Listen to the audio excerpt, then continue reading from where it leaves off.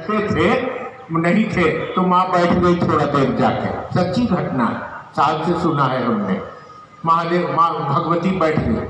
अब जैसे माँ भगवती बैठी उस शिला पर, चारों तरफ से आवाज आ रहा है आत्मा का, मुक्त कर दो, हम पर रहम करो, हमको इस जोनी से बाहर निकालो, हमारी गलती का क्षमा कर दो, हमको इस बैल से मुक्त कर दो। माँ सोची कि बाप रे बाप, इतना करंदन में शिव बैठते हैं और वो शिव है तो मुक्त काहे नहीं कर देते?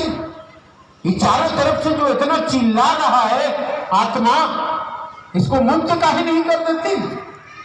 माँ महादेव आए तो माँ से पूछने लगे। माँ का मुंह थोड़ा अपसेट था। महादेव ने पूछा कि इसका कारण बताइए। तो माँ ने कहा कि आप महादेव हैं, ये लोग इतना चिल्ला रहा है, आप मुक्त काहे नहीं कर देते? महादेव ने कहा कि कहाँ गई थी आप? उस शिला पर बैठी थी क्या? महाश्मशान के शिला पर? कहाँ क्यों गई आप हमसे बिना पूछे हुए? वो महातांत्रिक का जगह है, आप क्यों गई? आप आदि शक्ति है, आप वहां नहीं जा सकती हैं, आप क्यों गई? कहा आपको खोजते चली गई, और गई तो मैंने पाया कि करोड़ों अरबों आत्मा चिल्ला रही है, मुझको रहम कर दीजिए, मुक्त कर दीजिए, अब मुझ पर दया करिए, अब मैं गलती नहीं करूंगा, अब मुझको जोनी से बाहर कीजिए। तो काहे नहीं उबार देते हैं? तब महादेव ने मां भगवती को समझाया, देवी ये कर्म फल का रहस्य है।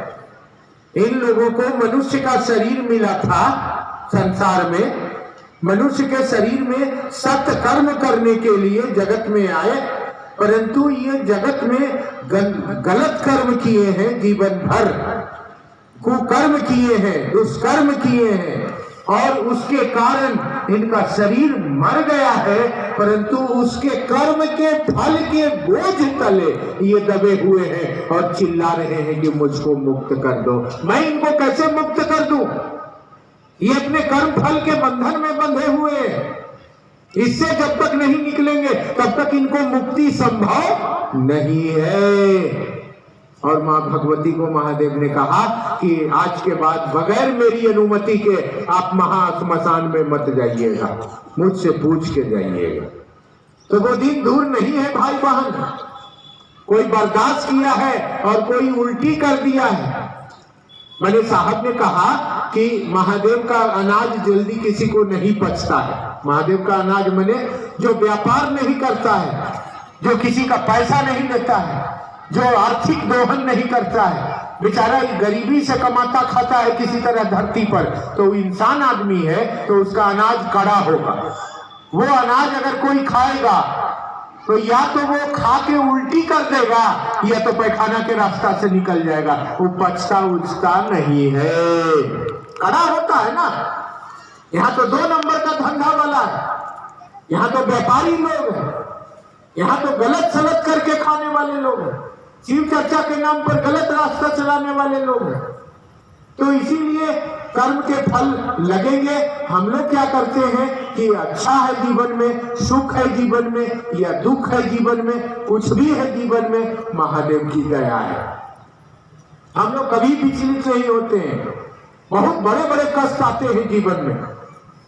अभी मेरी पत्नी बीमार पड़ गई, डॉक्टर के यहाँ भर्ती किया, लाखों रुपए की जरूरत पड़ गई, सब यूट्रेस वगैरह निकालना पड़ा। डॉक्टर के पास गए, डॉक्टर ने, हमने पूछा सर कितना लगेगा? डॉक्टर ने कहा 1.5 लाख रुपया लगेगा। अब मेरे ऐसा गरीब आदमी 1.5 लाख रुपया कहाँ से लाएगा? व्यापार करते तब। फिर डॉक्टर, हम चल गए कि ऐसा सर आते हैं जुगाड़ करके। डॉक्टर साहब मेरे मित्र हैं, वो बुलाए फिर चेम्बर में, बोले अरे आपसे भैया मजाक कर रहे हैं, मात्र 30,000 रुपया दवाई का लगेगा और ऑपरेशन थिएटर का चार्ज 20,000, सारा काम हो जाए। हमने कहा नहीं सर 1.5 लाख आपको लेना होगा।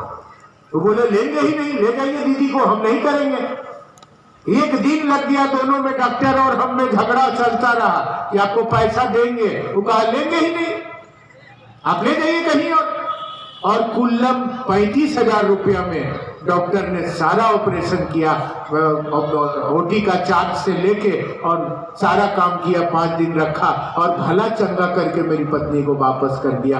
दिन में शिव चर्चा में जाता था, ऑफिस का काम करता था और रात में 2 घंटा पत्नी के पास जाता था और यही कहता रहा महादेव की दया है। महादेव ने उबारा कि नहीं उबारा? आप महादेव पर भरोसा नहीं रखते हैं, इसीलिए आपको कष्ट होता है। अगर आप महादेव पर भरोसा कर लीजिएगा तो जीवन के सारे संकट को तार देंगे शंभू। ए उरग उर के बल जा, गले हार लेंगे शंभू। अब शब्द अर्चना के सुधार देंगे शंभू। सब कुछ वो कर देंगे। जब दुनिया का भला कर सकते हैं तो अपने चेला का भला नहीं करेंगे वो? ऐसा होगा क्या? तो इसलिए विश्वास रखिए, भरोसा रखिए महादेव पर। जो करेंगे अच्छा करेंगे, कभी बुरा नहीं करेंगे वो। अगर इस भरोसा से आप आगे बढ़िए तो दुख का पहाड़ भी जीवन में टूटा है तो महादेव की दया से रास्ता मिल जाएगा, आप आगे बढ़ जाइएगा, आपको पता भी नहीं चलेगा।